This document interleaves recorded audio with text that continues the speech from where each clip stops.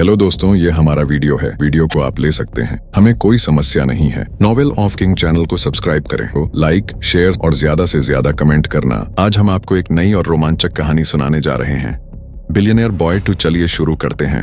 और वह भी ऐसे लड़के के साथ जिसे वह सिर्फ 2 दिनों से जानती थी। सिया ने सिर्फ अपने करियर के बारे में ही नहीं सोचा, बल्कि प्यार में पागल लड़की की तरह उसने ना अपने दिमाग का इस्तेमाल किया और ना ही जाति वगैरह के बारे में सोचा। दीपाली ने सिया को एडवाइस देते हुए कहा, क्या वह लड़का कोई भगवान है जो स्वर्ग से तुम्हारे लिए ऐसा क्या है उसमें जो तुम उसके लिए इतना ज्यादा पागल हो? तुम्हें नहीं पता कि वह किस टाइप का आदमी है।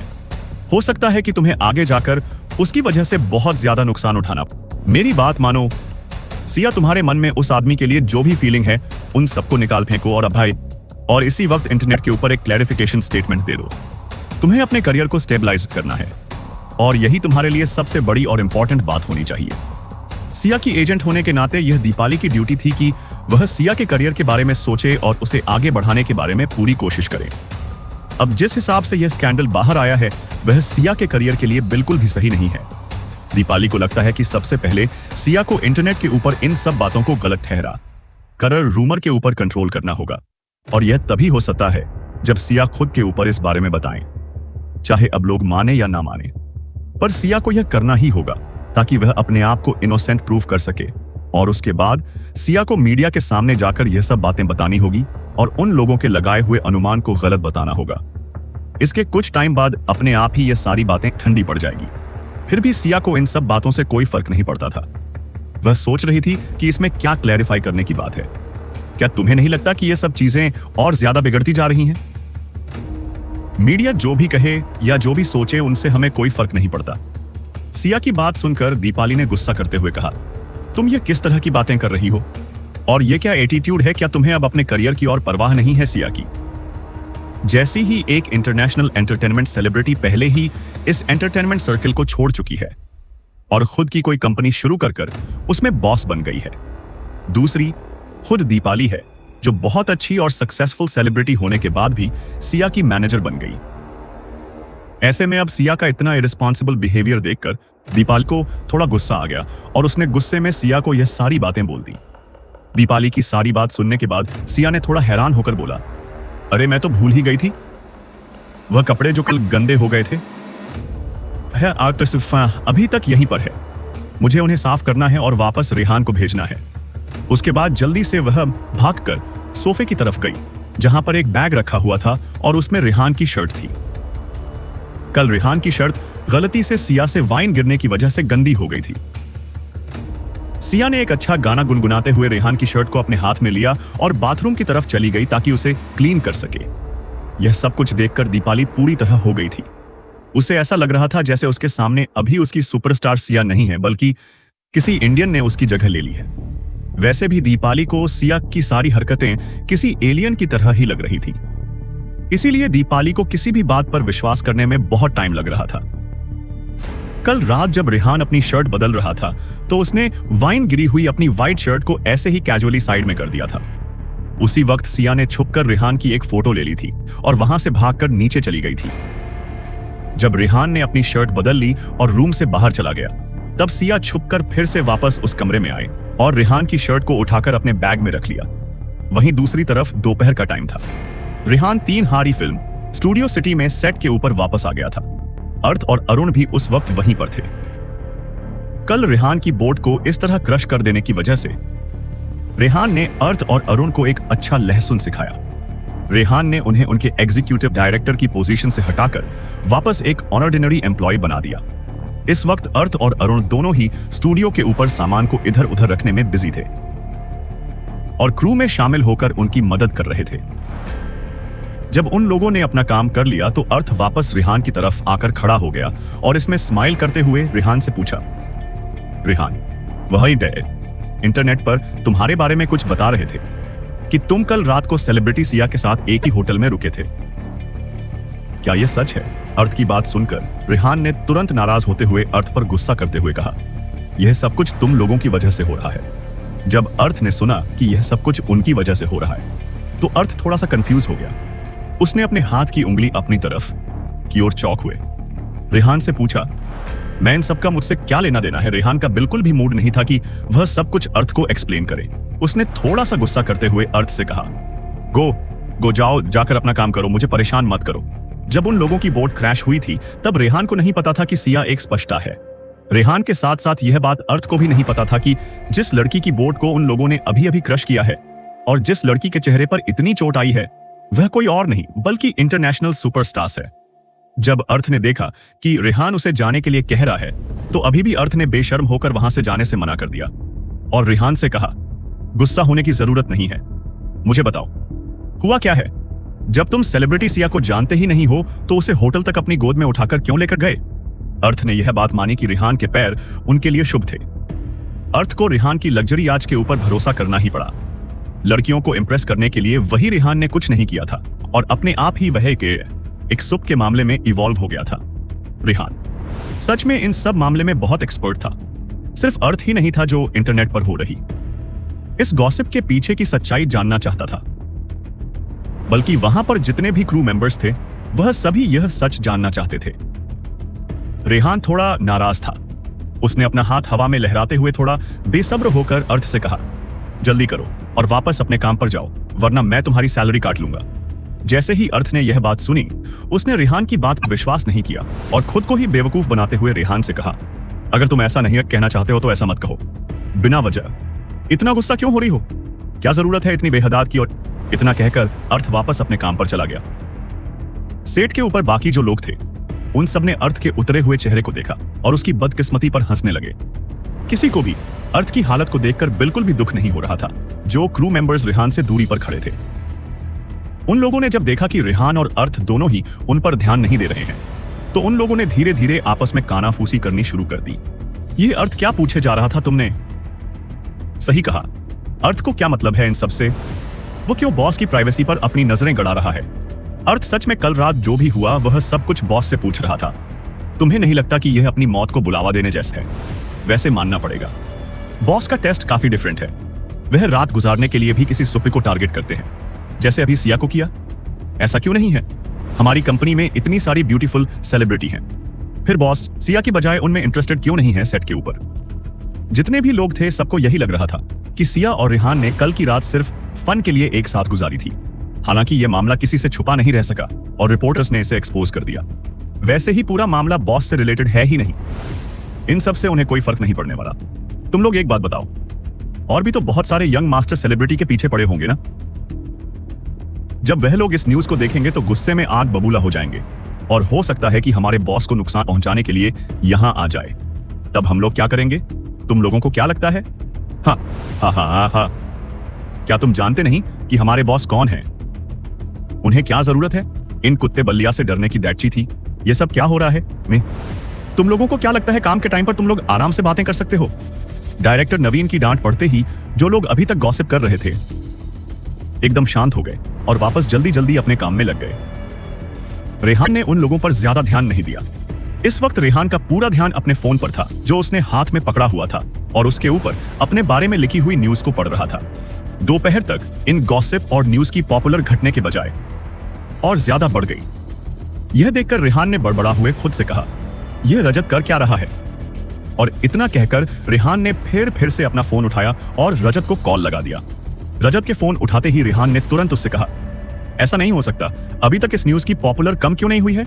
रजत ने हेल्पलेस होते हुए कहा, मुझे माफ कर दीजिए यंग मास्टर, ऐसा नहीं है कि मैं आपकी मदद नहीं करना चाहता, पर इंटरनेट के ऊपर जो लोग हैं वह बहुत ज्यादा एक्साइटेड हो गए हैं और इस खबर को फैलाए जा रहे हैं। अगर मैं अपनी सारी ताकत काम में ले लूं तो भी मैं इस न्यूज को फैलने से नहीं रोक सकता। रेहान की बात सुनकर रजत ने जो भी असलियत थी वह रेहान को बता दे कि वह किसी भी तरह से रेहान की इसमें मदद नहीं कर पाएगा। रेहान भी अब ऐसा महसूस कर रहा था कि उसे डॉक्टर की मदद की जरूरत है और उसने बिना सोचे समझे ही इतना बड़ा काम रजत को दे दिया। रजत ने एक अजीब सी स्माइल देते हुए रेहान से कहा, बॉस मैं आपसे सिर्फ इतना कहना चाहता हूं कि जो हो रहा है उसे मुझे दीजिए। इसे रोकने की कोशिश मत कीजिए क्योंकि इससे आपको कोई नुकसान नहीं होने वाला है, बल्कि आप इस सिचुएशन का एडवांटेज ले सकते हैं। क्या आपको नहीं लगता कि आपको ऐसा करना चाहिए? हाँ। रजत की बात सुनकर रेहान कुछ सोच ही रहा था कि तभी रजत ने रेहान से पूछा, बॉस आपने यह सब कुछ कैसे किया? प्लीज मुझे भी कोई एडवाइस दे दो। मैं अभी तक सिंगल हूं, अगर मेरे पास आपकी जैसी काबिलियत हो तो मैं खुशी खुशी हर दिन ऐसी न्यूज इंटरनेट पर बनाने को तैयार हूं। रिहान ने मुस्कुराते हुए रजत को डाक हुए को कहा, दफा हो जाओ, तुम भी बिल्कुल अर्ध जैसे हो। क्या मेरा क्लब तुम लोग के लिए मजे करने के लिए है? जब रिहान ने देखा कि दोपहर तक भी इंटरनेट के ऊपर वह न्यूज हाइप होना कम नहीं हुई है, तो उसने परेशान होते हुए रजत को फोन किया। रजत ने जब कहा कि यह सब कुछ बहुत बड़ी बात है और वह इसे नहीं संभाल पा रहा है, तो रिहान को भी लगा कि उसे सोच समझकर रजत के ऊपर इतनी बड़ी जिम्मेदारी डालनी चाहिए थी। वही सेट के ऊपर सभी लोग रिहान के बारे में अजीब अजीब बातें कर रहे थे। सेट के ऊपर ज्यादातर सभी लोगों को यही लग रहा था कि रिहान और सिया ने कल रात जो भी किया वह सब कुछ सिर्फ फन के लिए किया था। वह दोनों एक दूसरे से प्यार व्यार नहीं करते हैं। शायद वह लोग इसे सीक्रेट रखने की कोशिश कर रहे थे, पर रिपोर्टर्स ने उन्हें ऐसा करने नहीं दिया और सुबह से पूरा इंटरनेट सिर्फ इसी खबर से भरा हुआ है। जैसे ही रिहान ने रजत से बात कर अपना फोन रखा, तभी एक सिक्योरिटी गार्ड, जिसका काम स्टूडियो के बाहर खड़े रहकर किसी भी रिपोर्टर को सीक्रेट न्यूज कलेक्ट करने देना नहीं था, उसने आकर रिहान से कहा, बॉस, एक औरत आई है, कह रही है आपसे मिलना चाहती है। जैसे ही रिहान ने यह बात सुनी, उसने एक्साइटेड होकर पूछा, कौन है वह? रिहान के पूछने पर सिक्योरिटी गार्ड ने कहा कि वह उसे नहीं जानता है। तभी इतनी देर में अर्थ वहां पर आ गया और उसने कहा, उसे अंदर आने दो। गार्ड ऑनर्ड लेकर वहां से चला गया। कुछ देर बाद वह गार्ड एक औरत के साथ अंदर आया। उस औरत ने अपना पूरा चेहरा अच्छे से ढका हुआ था। गार्ड ने उसे औरत इसीलिए कहा क्योंकि उसका फिगर औरतों जैसा ही था। रेहान बहुत ज्यादा उत्साहित था यह जानने के लिए कि यह औरत कौन है, पर जैसे ही उस औरत ने अपने सनग्लासेस और अपना मास्क उतारा, सेट पर खड़े सभी लोग एकदम हैरान रह गए। सबके मुंह से एक ही बात निकली, सेलिब्रिटी। सिया वहां खड़े किसी भी इंसान ने बिल्कुल नहीं सोचा था कि जिसके बारे में आज सुबह से वह लोग बात कर रहे हैं, वह इंसान यूं अचानक उनके सेट के ऊपर आ जाएगा। सेट के ऊपर सभी लोग रेहान को एक आदर्श के तौर पर देख रहे थे और सोच रहे थे कि उनके बॉस सच में बहुत औसम है, जिन्होंने इतनी बड़ी सुपरस्टार को अपने पीछे आने पर मजबूर कर दिया। सिंपली रेहान उनके लिए और उनकी जनरेशन के लिए रोल मॉडल था। रेहान ने उत्साहित होकर सिया से पूछा, हे, तुम यहां पर क्या कर रही हो? तुम्हें कैसे पता कि मैं यहां पर हूं? सिया ने थोड़ा घबराते हुए रेहान को देखा और उससे कहा, आस वो जुबाइया, वो मैंने अमन से इस बारे में पूछा था। उसी ने बताया कि तुम यहां पर हो क्या? तुम नहीं चाहते थे कि मैं यहां पर आऊं? सिया का सवाल सुनकर रेहान ने थोड़ा हड़बड़ाते हुए कहा, क्या ऐसा कैसे हो सकता है? वैसे तुम यहां किस लिए? रेहान को समझ नहीं आ रहा था कि सिया यहां पर क्या कर रही है, इसीलिए उसने अपना सवाल पूछकर उसे आधा ही छोड़ दिया।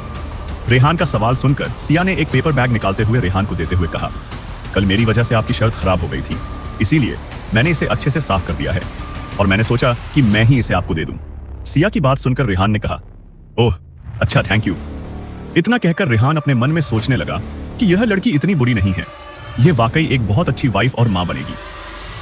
सेट के ऊपर जितने भी लोग थे, सभी लोग अपनी आंखें लगभग बाहर आ जाने वाले लहजे में रेहान और सिया को घूर रहे थे। सब लोगों ने फिर से बात करनी शुरू कर दी। क्या हो रहा है? यह सब कुछ एक सुपरस्टार ने सच में हमारे बॉस के कपड़े धोकर उन्हें वापस दिए हैं। मुझे लग रहा है मैं अभी भी सपना देख रहा हूं। मुझे अपने सामने सेलिब्रिटी सिया बैठी हुई नजर आ रही है। पहले ही बॉस के लिए मेरे मन में रेस्पेक्ट बहुत ज्यादा है और यह सब कुछ देखने के बाद मैं और ज्यादा इनका फैन बन गया हूं। यह सब क्या हो रहा है? हमें तो लगा था यह सिर्फ एक नाइट फन है। क्या यह सिर्फ एक नाइट फन ना होकर उससे ज्यादा है? कैसे ये हमारे बॉस का पीछा करते हुए सेट तक आ गई? सेट के ऊपर जितने भी लोग थे, सब बहुत ज्यादा कंफ्यूज थे। किसी को समझ नहीं आ रहा था कि उनके बॉस और सुपरस्टार्स के बीच में किस टाइप का रिलेशनशिप है। वहीं दूसरी तरफ जब अर्थ ने यह सब कुछ देखा तो उसे यह सब देखकर बहुत ज्यादा जलन हो रही थी। इतनी ज्यादा जलन वह अपने दिल और फेफड़ों में जलन महसूस कर सकता था। अगर अर्थ के पास रेहान की काबिलियत का 1000वां हिस्सा ऐसा भी होता तो क्या वह अभी भी उन लड़कियों की तरफ देखता? इस कंपनी में बहुत सारी ऐसी खूबसूरत लड़कियों थी जो रेहान को पाना चाहती थी, पर बदकिस्मती से अर्थ अब सिर्फ यहां पर ईर्ष्या से इन लोगों को देख सकता था। सब लोग अर्थ को ही देख रहे थे। अर्थ ने गुस्सा करते हुए खुद से बोला, क्यों सारी खूबसूरत लड़कियां रेहान को ही प्यार करती हैं? मैं इतना बुरा भी नहीं हूं, क्यों? मैंने कभी किसी लड़की को मेरे पीछे पड़ते हैं नहीं देखा। अर्थ की बात सुनकर उसके दोस्त अरुण ने उससे 3 सवाल पूछे, जिन्हें सुनकर अर्थ एकदम हक्का बक्का रह गया। अरुण ने उससे पूछा, क्या तुम्हारे पास रेहान के जितने पैसे हैं? क्या तुम रेहान के जितने हैंडसम हो? क्या तुम रेहान की तरह बाकी लड़कियों की इज्जत करते हो? अरुण के यह 3 सवाल सुनकर अर्थ का मुंह बंद हो गया, क्योंकि वह इनमें से तीनों की ही काबिलियत नहीं रखता था। वही रिदमा भी सेट के ऊपर फिल्म की शूटिंग कर रही थी और जब उसने वहां पर सिया को देखा तो कुछ देर तक वह सिया को देखती रही और उसके बाद थोड़ा गुस्सा करते हुए बोली, क्या है? ये मुझसे सुंदर बिल्कुल भी नहीं है। रिद्मा के पास ही राधिका भी खड़ी थी और उसने आराम से रिद्मा से कहा, वह सच में बहुत खूबसूरत है, तुम इस बात से मना नहीं कर सकती। रिद्मा इससे समय अभी भी मानने को तैयार नहीं थी। उसने फिर से कहा, क्या फायदा इतनी खूबसूरत होने का? क्या हम इस खूबसूरती को खाने की तरह खाएंगे? उसकी बात सुनकर राधिका ने उससे कहा। उसने रेहान के कपड़े धोकर उसे वापस लाकर दिए। तुम तो खुद के कपड़े तक नहीं वॉश करती, क्या तुम में उससे मुकाबला करने की हिम्मत है? राधिका की बात सुनकर विदिमा ने नाखुश होते हुए उसे कहा, है यह तुम्हारे लिए थोड़ी सी दिल दहलाने वाली बात है। तुम हम में से एक हो या नहीं तो फिर क्यों बाहर वालों की तरफदारी कर रही हो?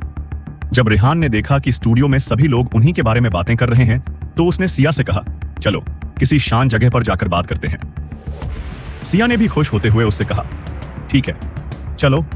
जिस जगह पर रेहान की फिल्म शूट हो रही थी वह जगह बहुत बड़ी थी और फिलहाल एक छोटी जगह के ऊपर ही शूट हो रहा था जहां आसपास सारे क्रू मेंबर से इकट्ठा थे। अभी भी उस स्टूडियो में बहुत ऐसी जगह थी जहां जाकर शांति से बात की जा सकती थी।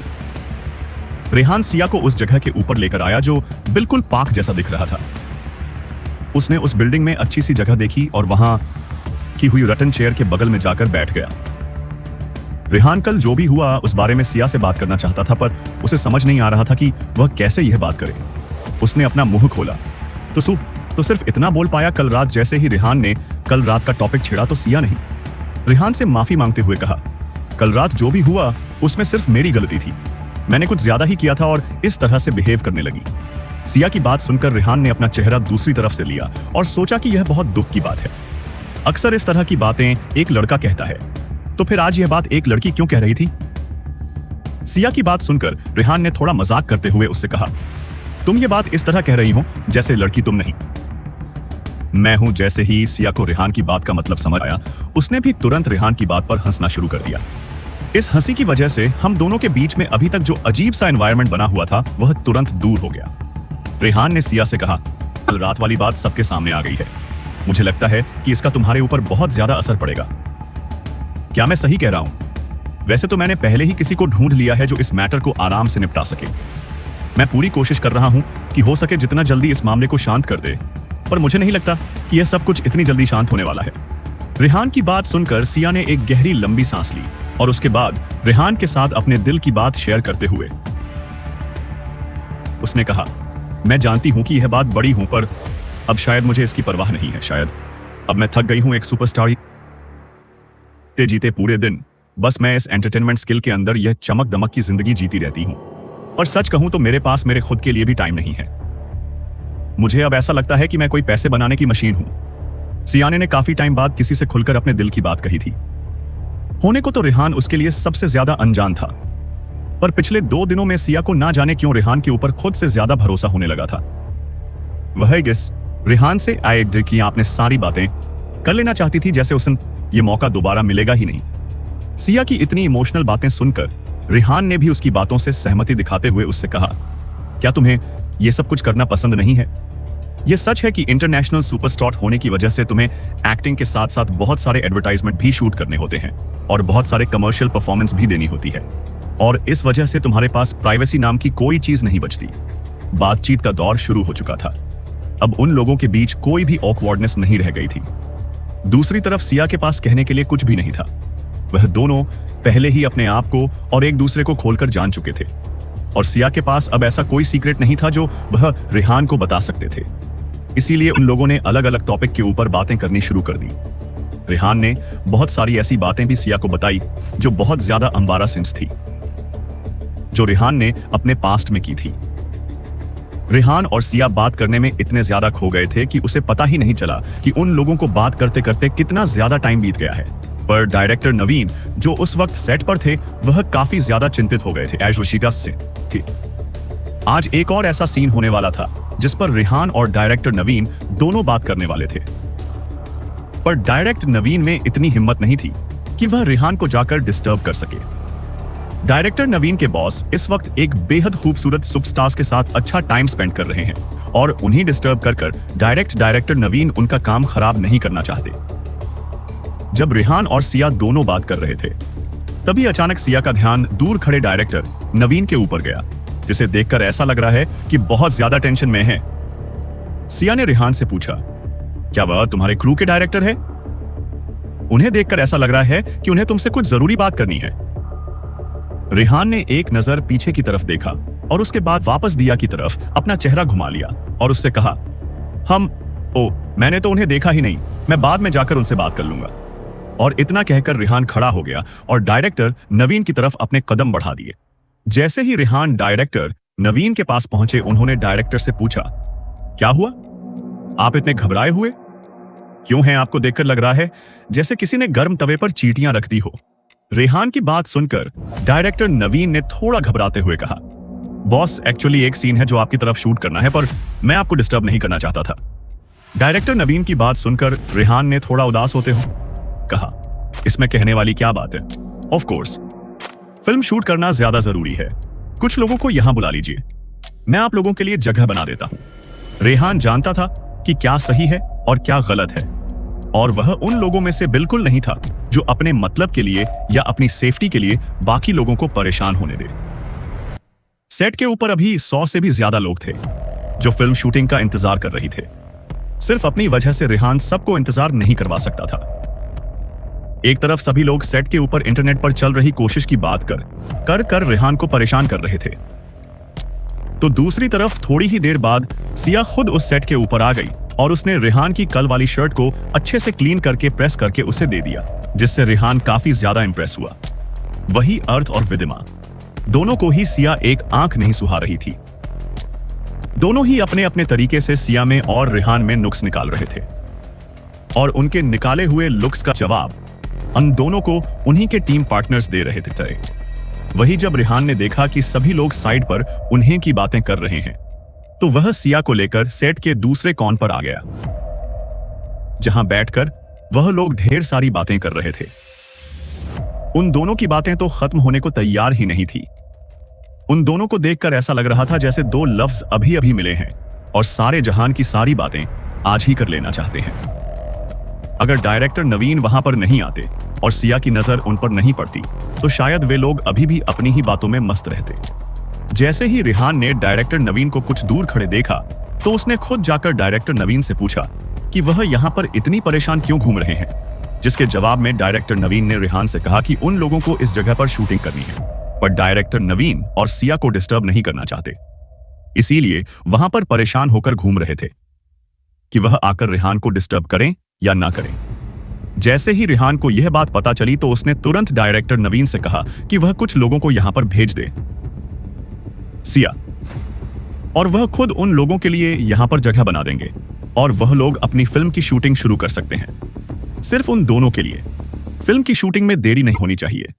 जिस हिसाब से शेड्यूल बना हुआ है, काम उसी हिसाब से पूरा होना चाहिए। डायरेक्टर नवीन को कहने के बाद रेहान वापस सिया के पास आया और उससे कहा, हमें यहां पर शूटिंग करनी है, इसीलिए इन लोगों को थोड़ी जगह दे दो। रेहान की बात सुनकर सिया अपनी जगह से खड़े होते हुए बोलती है कि ठीक है।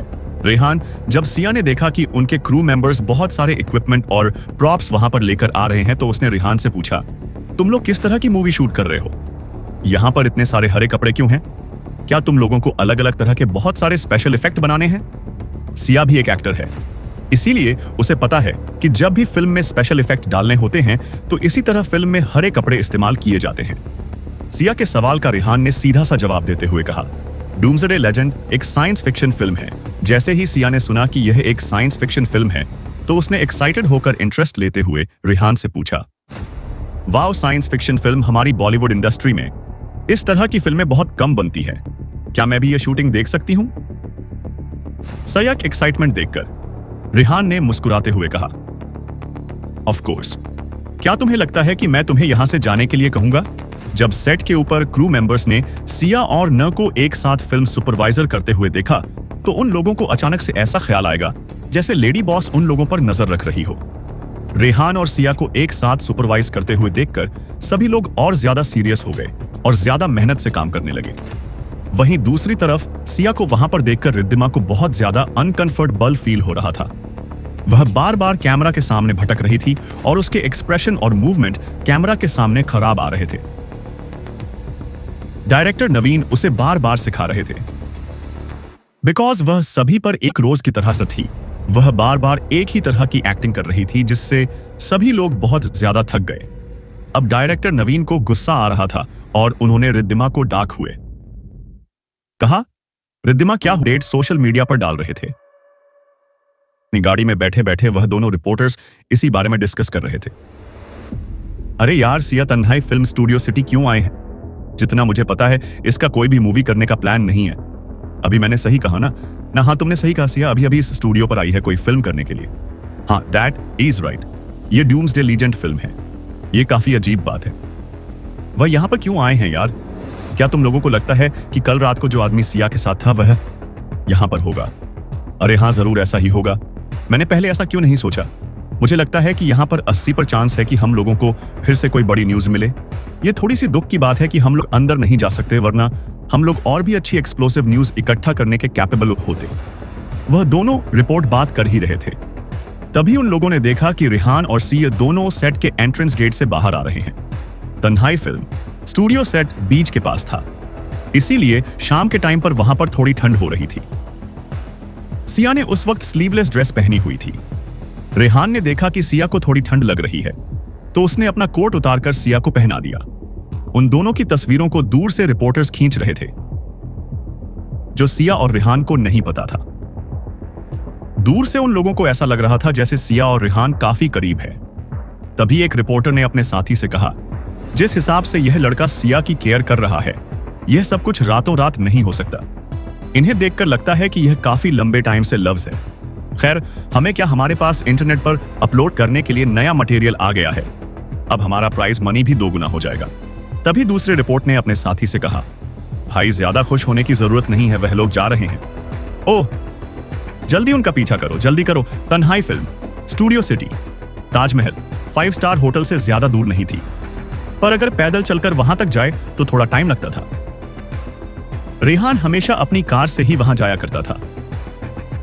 वहीं पर रेहान सिया को लेकर अपने कार तक आ गया, जहां पर मैगी काफी देर से उनका इंतजार कर रही थी। तभी मैगी ने रेहान से कहा, रेहान, हमसे कुछ दूरी पर वहां पर 2 आदमी हैं जो मुझे रिपोर्टर लग रहे हैं। अगर आपका ऑनर हो तो मैं उन लोगों से जाकर डील करूं।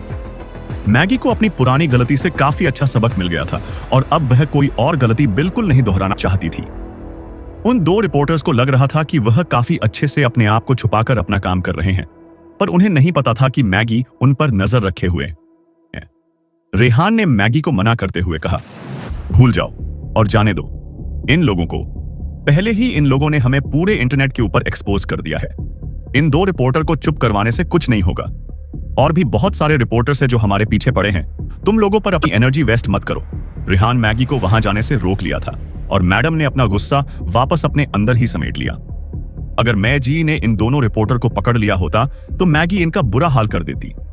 रेहान ने इन लोगों पर ज्यादा ध्यान नहीं दिया, क्योंकि जैसा उसने पहले कहा कि यहाँ पर हजारों लोग उनका पीछा कर रहे हैं, इसीलिए इन 2 रिपोर्टर को रोककर कुछ नहीं होगा। और अगर मैगी अभी इस वक्त इन 2 रिपोर्टर को कुछ कहती है तो हो सकता है कि आगे जाता सिया के लिए मुश्किलें बढ़ जाए।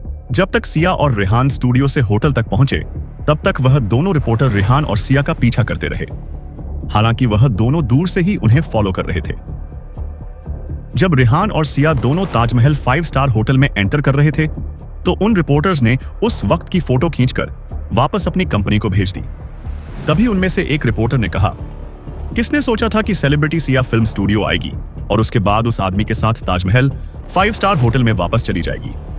दूसरे रिपोर्टर ने पहले वाले से कहा, भाई मुझे लगता है कि यह न्यूज काफी है। एक और तूफान इंटरनेट के ऊपर लाने के लिए अब हमारी प्राइज मनी को डबल होने से कोई नहीं रोक सकता। तभी पहले रिपोर्टर ने कहा, नहीं, हम लोग यही नहीं रुकेंगे। हमारे पैसे पाने के लिए हम लोग आज रात यहां से कहीं नहीं जाएंगे। हम लोग बारी बारी आराम कर लेंगे, पर हम इन दोनों को अपनी आंखों से गायब नहीं होने दे सकते। पहले वाले रिपोर्टर की बात में दम था, इसीलिए उसके पार्टनर ने उसकी बात मान ली।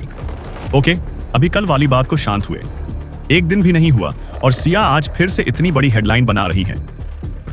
सिया वापस सी होटल में नहीं जाना चाहती थी, क्योंकि उसे डर था कि वहां हर तरफ बहुत सारे रिपोर्टर्स होंगे जो सवाल पूछ कर उसे परेशान कर देंगे।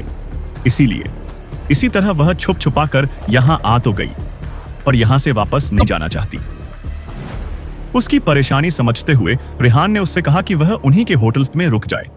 यहां उसे कोई परेशान नहीं करेगा। पर सिया को कहां पता था कि वह तो रिपोर्टर्स अभी भी उसका पीछा करते करते यहां तक आ गए हैं। पर यह बात मैगी को पता थी। मैगी एक बार यह गलती कर चुकी थी, इसीलिए दोबारा ऐसी कोई गलती नहीं करना चाहती थी। उसने शुरू में ही उन दोनों रिपोर्टर्स को देख लिया था जब वो सिया का पीछा करते हुए उस स्टूडियो तक आ गए थे। जब मैगी ने रेहान से पूछा कि क्या उसे आज से ही उनके साथ डील करनी चाहिए, तो रेहान ने यह कहते हुए मना कर दिया कि उसकी कोई जरूरत नहीं है, क्योंकि पहले ही लोगों को पता चल चुका है। अब अगर कुछ और पता चलता भी है तो उससे इन लोगों को कोई ज्यादा दिक्कत नहीं होगी। वहीं दूसरी तरफ वह दोनों रिपोर्टर यह सोचकर खुश हो रहे थे गोराइश्वन कि उन लोगों के पास एक और हॉट टॉपिक आ गया है जिससे वह इंटरनेट पर अपलोड कर खूब पैसे कमाएंगे। अभी तक इन रिपोर्टर ने अपनी कंपनी को यह न्यूज भेज दी थी और अब पूरे इंटरनेट के ऊपर, मोस्टली एंटरटेनमेंट स्किल की वेबसाइट के ऊपर यह न्यूज तरह तरह की हेडलाइन के साथ वायरल हो रही थी। सभी लोग बहुत ज्यादा हैरान हो गए थे और सिया के फैंस बहुत ज्यादा बेचैन हो रहे थे। जैसे ही लोगों को पता चला कि सिया के साथ जो मिस्टीरियस मैन है वह डूम्सडे लीजेंड फिल्म स्टूडियो से हैं, तो तुरंत लोगों ने कमेंट करना शुरू कर दिया। आखिर कौन है ये आदमी? क्यों सिया इसे इतना पसंद कर रही है? हमें इस आदमी के बारे में सब कुछ जानना है। रेहा ने अपनी फिल्म से रिलेटेड जो भी बात इन दी नेट के ऊपर छोड़ी थी वह बहुत ही ज्यादा लिमिटेड थी। अगर लोग चाहे तो भी रेहान की मर्जी के बिना उसके बारे में या उससे रिलेटेड किसी के भी बारे में कुछ भी ज्यादा नहीं जा सकते थे। अब जब लोगों को इतना पता चल गया था कि सिया के साथ रहने वाला आदमी डूम्सडे लीजेंड फिल्म स्टूडियो से ताल्लुक सकता है, तो जिन लोगों के पास बहुत ज्यादा पैसे थे उनके लिए आए जाए अब इस बारे में पता करना एकदम आसान हो गया था, क्योंकि उन लोगों को एक क्लू मिल चुका था सिया के मिस्टीरियस मैन तक पहुंचने का, जो कि डूम्सडे लीजेंड फिल्म स्टूडियो से होकर जाता था। अब तक इंटरनेट के ऊपर एक ऐसा ग्रुप बन चुका था जो रिच सेकंड जनरेशन लोगों का ग्रुप था, और वह सब लोग जानना चाहते थे कि आखिर ऐसा कौन इंसान है जिसे सिया ने खुद के लिए चुना है। और इसी के लिए उन लोगों ने अपने ग्रुप का नाम प्रोटेक्शन एलियन दिया। इस ग्रुप में सभी लोग हर तरह के इंफॉर्मेशन शेयर कर रहे थे और साथ ही साथ रिसोर्सेस और फंड भी दे रहे थे, ताकि जल्द से जल्द उस आदमी का पता लगा सके जिसने सिया के दिल पर राज कर लिया था। अभी तक सब लोगों ने अपने अपने तरीके से इन्वेस्टिगेशन करना शुरू कर दिया था। अभी तक उन लोगों को इन्वेस्टिगेशन सिर्फ इतना पता चला था कि उस लड़के का नाम रेहान है, पर किसी को भी अभी तक रेहान की असली आइडेंटिटी नहीं पता थी। कोई नहीं जानता था कि रेहान मित्तल परिवार का वंशज है। हालांकि जब लोगों को पता चला कि सिया के दिल पर राज करने वाला ही लड़का रेहान है, तो इतना जानकर ही उन लोगों का गुस्सा बढ़ गया और सभी लोग हैरान रह गए। अभी तक उस प्रोटेक्शन एलियन नाम के ग्रुप में कमेंट्स की बाढ़ आ चुकी थी। तभी हंसराज कॉलेज का एक स्टूडेंट भी इस ग्रुप का हिस्सा था। उसने सवाल करते हुए उन लोगों से पूछा, इस लड़के की आइडेंटिटी तो आम लड़कों की तरह ही है, फिर भी यह स्टार होटल का बॉस कैसे हो सकता है? यह आदमी से स्टार मून एंटरटेनमेंट कंपनी और स्टार मून होटल का मालिक ही नहीं है, बल्कि यह हमारी कंट्री की सबसे बड़ी सिक्योरिटी कंपनी काफी मालिक है, और इसके नीचे 1000 से भी ज्यादा पावरफुल लोग काम करते हैं। हम लोग कैसे इतने बड़े आदमी से डील करेंगे? शायद हमने इसलिए ज्यादा ही अंडर एस्टिमेट कर लिया था। रेहान ने हमारे देश के टॉप बड़े बिजनेस फैमिली को बर्बाद कर दिया था, और एक बड़ी फैमिली को तो लगभग इसमें यह देश छोड़ने पर ही मजबूर कर दिया था। पूरा देश इसके ही कंट्रोल में है, पर हमें उससे डरने की क्या जरूरत है? वह तो दूसरे आइलैंड से ऊपर शूटिंग कर रहा है। नो वे। उस आइलैंड के दो सबसे बड़े बिजनेसमैन और बिजनेस फैमिली वाले अमन और मिस्टर जुनैद दोनों ही रेहान के अच्छे दोस्त हैं, और जिस जगह फिलहाल अभी रेहान शूटिंग कर रहा है वह पूरा एरिया, इनफैक्ट पूरा आइलैंड अमन और मिस्टर जुनैद की फैमिली प्रॉपर्टी है।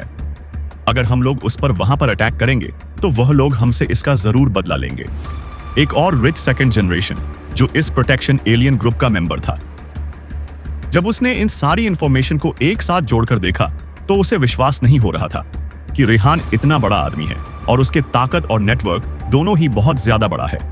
अब मुझे इस बात से कोई हैरानी नहीं हो रही कि वह मिस्टीरियस मैन रेहान हम जैसे लोगों को इग्नोर कर कैसे आराम से सिया के साथ अपना रिलेशनशिप बिल्ड कर रहा है, क्योंकि उसे पता है कि उसकी ताकत के बारे में जानकर ही हम लोग डर जाएंगे। जैसे ही उस ग्रुप के अंदर सब लोगों को रेहान की ताकत का पता चला तो सभी लोग उस ग्रुप को छोड़कर जाने लगे। उन्हें डर लग रहा था कि अगर रेहान को यह बात पता चली तो पता नहीं वह उन लोगों के साथ क्या करेगा। सिया, मुझे लगता है कि मुझे तुम्हारे बारे में अपने इस पागलपन को छोड़ देना चाहिए। मुझे नहीं लगता कि मैं रेहान का वार सहन कर सकता हूं। मैं भी यह ग्रुप छोड़कर जा रहा हूं। अगर इस आदमी को पता चला कि मैंने सिया के बारे में इन्वेस्टिगेशन की है तो यह मुझे मार ही डालेगा। मैं तो सबसे पहले छोड़कर जा रहा हूं। यह प्रोटेक्शन एलियन ग्रुप जो अभी अभी बना था वह रेहान की ताकत जानने के बाद जल्दी ही टूट गया। रेहान जो इस वक्त उस आइलैंड के ऊपर था, उसे कोई आइडिया नहीं था कि ऐसा कुछ यहां पर हो रहा है। ऐसा नहीं था कि ये रीड सेकंड जनरेशन के ग्रुप के लोग किसी से बहुत ज्यादा डरते थे। जो लोग इनसे कमजोर थे उनके ऊपर यह लोग हर मुमकिन कोशिश करते थे ताकि उन्हें डरा सके और अपनी ताकत दिखा सके। पर रेहान इन सबसे बहुत ज्यादा ताकतवर था, शायद इतना ताकतवर कि यह सब लोग मिल भी जाए तो भी उसके बराबर नहीं कर सकते थे। इसीलिए इन लोगों ने पहले ही यहां से निकलना सही समझा। वैसे तो रेहान चाहता था कि सिया को एक लग्जरी कमरा उस होटल में मिले, पर रेहान की क्रू में 100 से ज्यादा लोग थे और पिछले कुछ दिनों से जो एग्जीबिशन उस होटल में चल रही थी उसकी वजह से भी बहुत सारे कमरे बुक हो गए थे। पर खुशकिस्मती से रेहान का रूम पूरे होटल का बेस्ट स्वीट था, जिसमें एक्स्ट्रा बेडरूम भी थे और जहां सिया आराम से रुक सकती थी। रेहान ने अपने कमरे का दरवाजा खोलते हुए सिया से कहा, कुछ दिन के लिए तुम यहां पर रुक सकती हो जब तक ये हॉट टॉपिक शांत नहीं हो जाता और रिपोर्ट तुम्हें फॉलो करना बंद नहीं कर देते। तभी सिया ने बहुत धीरे से कहा, रेहान ने भी बिना उसकी तरफ देखे बस जवाब दे दिया, हम। सिया ने बहुत ही धीमी आवाज में रेहान से पूछा, वो क्या तुम अभी भी सिंगल हो? हालांकि सिया रेहान के सामने ऐसे दिखा रही थी जैसे उसे कोई फर्क नहीं पड़ता। कल रात को जो भी हुआ था उससे सिया अभी भी कुछ कर तो नहीं सकती थी, पर फिर भी वह रेहान से जानना चाहती थी क्योंकि उसे इस बारे में नहीं पता था कि रेहान अभी भी सिंगल है या नहीं। क्या उसकी शादी हो गई है? रेहान ने सिया का सवाल सुनकर उससे कहा, हाँ, क्या कोई दिक्कत है? सिया ने रेहान की बात का जवाब देते हुए कहा, नहीं, कोई दिक्कत नहीं है। मैं बस ये सोचकर डर रही थी कि अगर तुम्हारी कोई गर्लफ्रेंड है तो मेरा यहां पर रहना थोड़ा सा मुश्किल हो जाएगा। सिया की बात सुनकर रेहान ने मुस्कुराते हुए उससे कहा, अच्छा, तो तुम इसलिए पूछ रही थी? सब कुछ ठीक है, तुम यहां आराम से रह सकती हो। अगर तुम्हें किसी भी चीज की जरूरत हो तो तुम मुझे बिना झिझक के बता देना। और हाँ, मैं दिन में ज्यादातर स्टूडियो जाता हूं, इसीलिए अगर तुम यहां पर अकेले बोर हो जाओ तो तुम बाहर आकर कंप्यूटर पर गेम खेल लेना। रेहान की बात सुनकर सिया ने आज्ञाकारी बच्चों की सजा एकदम अपनी गर्दन में हिलाते हुए रेहान से कहा, ठीक है। रेहान अपनी बात कहने के बाद रेहान एकदम हो गया। उसे समझ नहीं आ रहा था कि अब वह सिया से आगे क्या बात करे। सिया ने भी रेहान की इस चुप्पी को समझ लिया और वह भी एकदम शांत हो गई। शायद वह भी कुछ बात नहीं करना चाहती थी। एक बार फिर से पूरा कमरा एकदम शांत हो गया और आसपास का माहौल थोड़ा सा ऑकवर्ड हो गया था। दोनों ही थोड़ी समझ नहीं पा रहे थे कि वह लोग क्या बात करें। दोनों एकदम शांत बैठे रहे। तभी रेहान ने हल्के से अपना गला साफ करने की एक्टिंग करते हुए सिया से कहा, मुझे लगता है कि अब तुम्हें आराम करना चाहिए। मैं कुछ देर के लिए बाहर जा रहा हूं। इतना कहकर रेहान चलकर कमरे से बाहर चला गया और उस रूम का दरवाजा बंद कर दिया। और उसके बाद एक लंबी गहरी सांस उसने छोड़ी, जैसे अभी तक अंदर बैठे बैठे उसकी सांसें रुकी हुई थी। आफ्टर ऑल, यह पहली बार था जब रेहान उसे इस तरह अपने कमरे में लेकर आया था और अभी भी वह दोनों बहुत ही अजीब सिचुएशन में थे जिस हिसाब से वह दोनों मिले थे। उसके बाद से इन लोगों के बीच सब कुछ बहुत अलग तरीके से शुरू हो रहा था। वहीं दूसरी सिया इस तरह एक्ट कर रही थी जैसे कल रात को जो भी हुआ था उससे उसे ज्यादा फर्क नहीं पड़ रहा है और वह इस मामले को और ज्यादा आगे नहीं खींचना चाहती है। और वही रेहान, उसे समझ में नहीं आ रहा था कि वह सिया से किस तरह बात करें और क्या बात करें। रेहान ने मैगी से कहा, मैगी, बाहर बीच बहुत ही खूबसूरत लग रहा है, चलो कुछ देर वहां जाते हैं और इस खूबसूरत नजारे का मजा लेते हैं। मैगी उस वक्त रेहान के कमरे के बाहर ही खड़ी थी। मैगी ने रेहान से पूछा, कार्तिक, आप जिस बीच की बात कर रहे हैं वह जगह में वेन्यू है जहां पर स्काई सी बैंक्वेट हो रहा है। क्या आपको ऐसी जगह पर जाने से नफरत नहीं है? रेहान ने अजीब सा मुंह बनाते हुए कहा, हम यहां कोई भी जगह नहीं है जहां पर हम जा सके, एक वही बीच है, तो चलो वहां चलते हैं। मैगी तुरंत रेहान की बात मानकर उसे साथ साथ चलने लगी। रेहान इस वक्त थोड़ा सा अपसेट था, इसलिए वह ऐसी किसी जगह पर जाना चाहता था जिससे उसका दिमाग थोड़ा चेंज हो जाए और उसका मूड अच्छा हो जाए। स्काई बैंक्वेट एक ऐसा फेस्टिवल था जो काफी ज्यादा दिनों तक चलता था। शुरू में जैसे इस एग्जीबिशन को रखने का मकसद सिर्फ लग्जरी लाइफ को जीना था, पर पिछले कुछ सालों में इस विजन को रखने का मतलब ही बदल गया है और यहाँ का माहौल भी बिल्कुल बदल चुका है, क्योंकि यहाँ आने वाले ज्यादातर लोग अमीर लोग होते थे और उनमें भी रिच सेकंड जनरेशन के लोग सबसे ज्यादा यहाँ आते थे। इसी वजह से बहुत सारी आउटर स्किल की लड़कियां आकर इस पार्टी को अटेंड करने लगी ताकि वह अमीर लड़कों को फॉलो कर उनका एडवांटेज ले सके और उनसे पैसे कमा सके। अर्थ के लिए तो ये बातें बहुत सामान्य थी, क्योंकि 4-5 लड़कियों को तो वह अपने साथ जरूर रखता था ताकि उनके साथ खेल सके। इस वक्त इस बीच पर बहुत सारे लोग थे और बहुत सारे लड़के और लड़कियां यहां पर थे। ज्यादातर लड़के लड़कियां ग्रुप में डांस कर रहे थे, हालांकि यह सारी चीजें बहुत प्राइवेटली होती थी। ऊपरी तौर पर तो सब कुछ बहुत ही परंपरागत तरीके से होता था। बीच के ऊपर रात की टाइम पर यहां पर काफी अच्छी पार्टी हो रही थी। बहुत सारे यंग लड़के लड़कियां यहां पर आए हुए थे और जैसे ही रेहान वहां पर पहुंचा, वह तुरंत अमन को ढूंढते हुए उसके पास पहुंच गया। जितनी जल्दी वह चल सकता था इतनी जल्दी कर वो हो सके अमन के पास जाकर खड़ा हो गया। तभी अमन ने उसे छेड़ते हुए कहा, मिस्टर रेहान, आप यहां क्या कर रहे हैं? क्या आप अकेले नहीं रह सकते और हैं? ये बिल्कुल भी अच्छी बात नहीं है। क्या सिया आपको ढूंढने बाहर नहीं आएगी? आप यहां दया की अकेले आ गए। आप सिया क्यों नहीं लेकर आए? रेहान सिया को अपने साथ उस होटल में ले तो आया था, पर उस होटल में एक भी कमरा खाली नहीं था, जिसकी वजह से रेहान को अपना कमरा सिया के साथ शेयर करना पड़ा। हालांकि उस कमरे में अलग अलग बेडरूम थे, क्योंकि रेहान को जरूर मिला था। वह उस पूरे होटल का सबसे बड़ा रूम था और उसने काफी सारे पोर्शन थे। सिया और रेहान दोनों ही अभी भी इतना ज्यादा कंफर्टेबल नहीं हुए थे कि एक दूसरे से आराम से बात कर पाए। हालांकि सिया यह दिखाने की कोशिश कर रही थी कि कल रात को जो भी हुआ उससे उसे फर्क नहीं पड़ता, पर असल में सबसे ज्यादा फर्क उसे ही पड़ रहा था। वहीं दूसरी तरफ रेहान, उसे तो समझ ही नहीं आ रहा था कि वह सिया से क्या बात करे। उसका दिमाग बिल्कुल काम करना बंद कर चुका था। इसीलिए वह अपने कमरे से बाहर निकलकर मैगी के साथ स्काई बैंक्वेट में आ गया, यह सोचकर कि शायद उसे यहां पर थोड़ा बहुत सुकून मिले और उसका माइंड जो थोड़ा सा अपसेट था वह ठीक हो जाए। और रेहान यह बात भी जानता था कि इस तरह की पार्टी में सिर्फ अय्याशियां होती है और इससे ज्यादा कुछ नहीं। इस पार्टी में ज्यादा से ज्यादा अमीर और बिगड़े हुए सेकंड जनरेशन के अमीर लोग आते हैं और यहां आकर अपने अपोजिट जेंडर को ढूंढकर उनके साथ फन करते हैं। रेहान के पास जाने के लिए कोई जगह नहीं थी, इसीलिए वह इस पार्टी के अंदर आ गया। हालांकि पार्टी में आते ही वह सीधे अमन के पास चला गया, जहां रेहान को देखते ही अमन ने उसे छेड़ना और परेशान करना शुरू कर दिया और उसके साथ बार बार मैगी का नाम जोड़कर उसे चिढ़ाने लगा। अमन ने रेहान को देखते ही उससे कहा, बॉस, क्या आप अकेले यहां पर क्यों आए हैं? आप सिया को अपने साथ क्यों नहीं लेकर आए? आप क्या चाहते हैं? वह वहां पर अकेली बैठी रहे और आप यहां पर मजे करते रहे? सिया मेरी आइडल है, मैं उसके साथ ऐसा कुछ नहीं होने दूंगा। अमन की बात सुनकर रेहान को समझ नहीं आ रहा था कि वह हंसे या रोए, क्योंकि उसे खुद नहीं पता था कि वह किस भंवर में फंसकर रह गया है। सब लोग पता नहीं उसके और सिया के बारे में क्या कुछ सोच रहे थे, जबकि ऐसा तो कुछ था भी नहीं, और अगर था भी, एक दूसरे के दिल में क्या चल रहा है। रेहान ने अमन से कहा, वह एक सूप है, अगर वह मेरे साथ यहां आ भी जाएगी तो भी यहां पर एंजॉय नहीं कर सकती।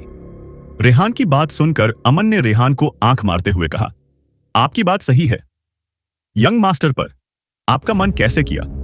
इतनी खूबसूरत लड़की को इस तरह अकेले छोड़कर आने का। रेहान की बात सुनकर अमन ने उसे डायरेक्टली कहा, अगर मेरे पास सया जैसी कोई लड़की होती तो मैं प्रॉमिस करता हूं कि मैं कभी भी इधर उधर किसी भी लड़की की तरफ नहीं देखता, पर आपके पास सिया जैसी इंटरनेशनल। हेलो दोस्तों, ये हमारा वीडियो है, वीडियो को आप ले सकते हैं, हमें कोई समस्या नहीं है। नॉवेल ऑफ किंग चैनल को सब्सक्राइब करें, लाइक, शेयर और ज्यादा से ज्यादा कमेंट करना। सुपरस्टार है तो आपको यह सब बोलते हुए बिल्कुल दुख नहीं हो रहा है।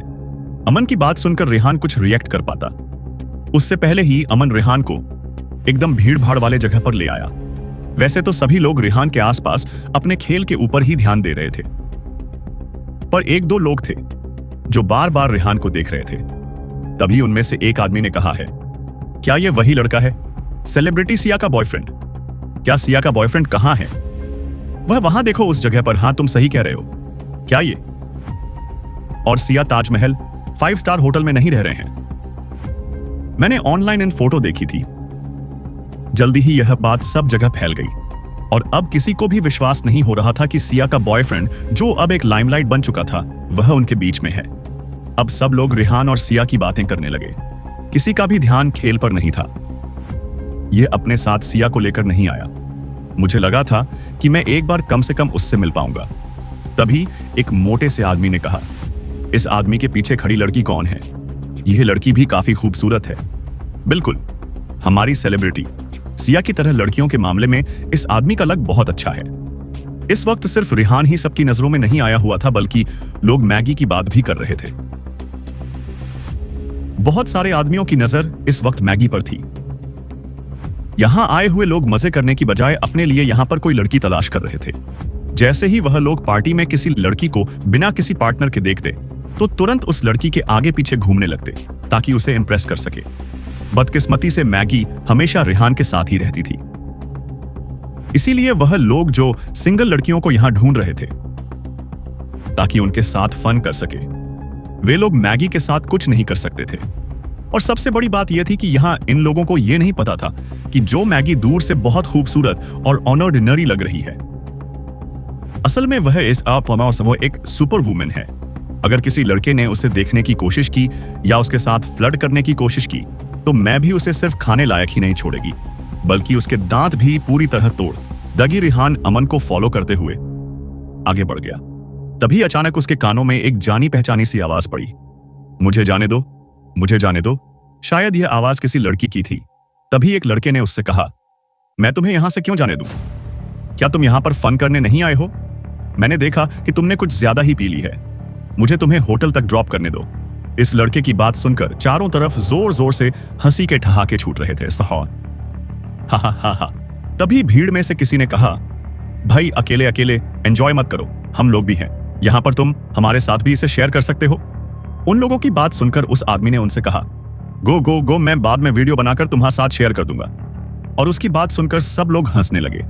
इन लोगों की बात को सुनकर ऐसा लग रहा था जैसे किसी लड़के को उसकी आज की टारगेट यानी कोई लड़की मिल गई थी, पर लड़की की तरफ से ऐसा लग रहा था जैसे वह यह सब कुछ नहीं करना चाहती है। लड़की ने फिर से कहा, छोड़, मुझे छूने की जरूरत नहीं है। जैसे जैसे रिहान उस लड़की की आवाज सुन रहा था, वैसे वैसे उसे लग रहा था जैसे वह इस आवाज को जानता है। हालांकि उसके चारों तरफ बहुत सारे लोग थे और वे लोग बहुत ज्यादा आवाजा कर रहे थे। इतनी जल्दी रिहान को कुछ समझ नहीं आ रहा था कि यह आवाज किसकी है।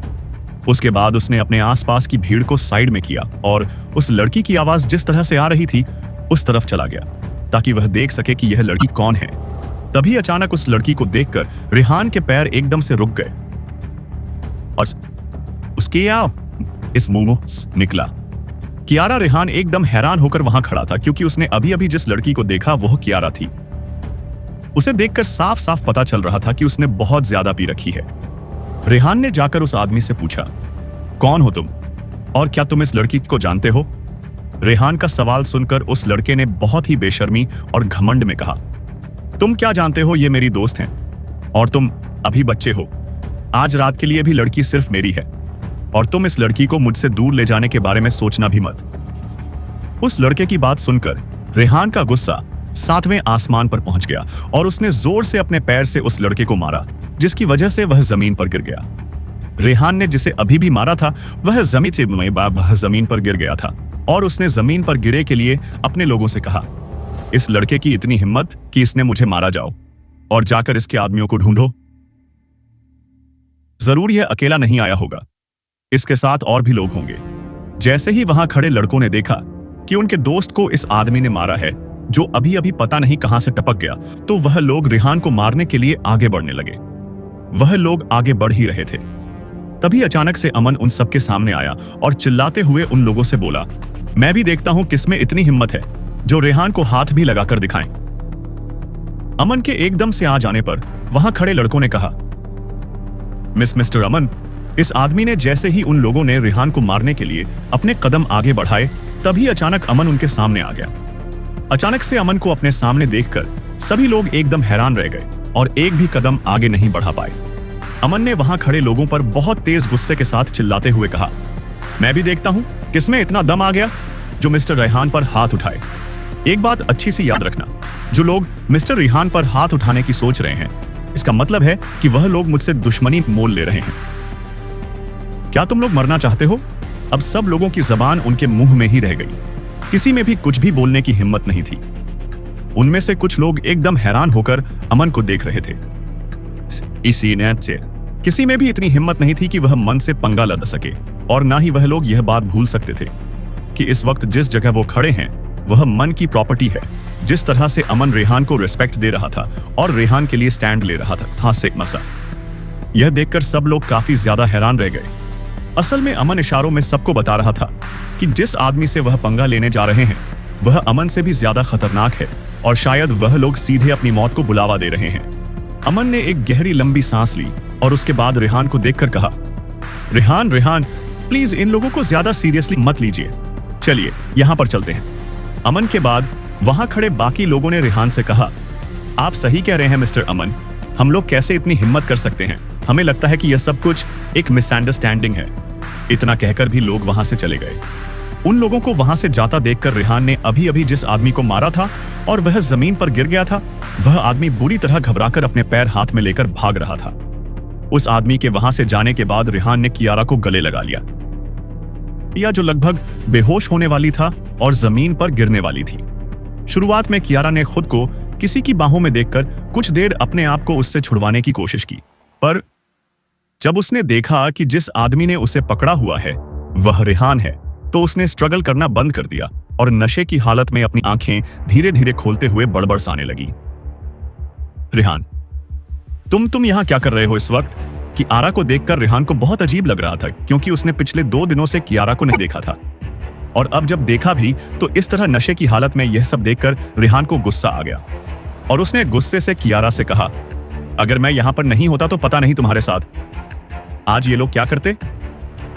रेहान की बात सुनकर कियारा ने नशे में ही धीरे से कह दिया, हो मैंने फिर से तुम्हें मुसीबत में डाल दिया। क्या किया कि यह हालात करा देगी?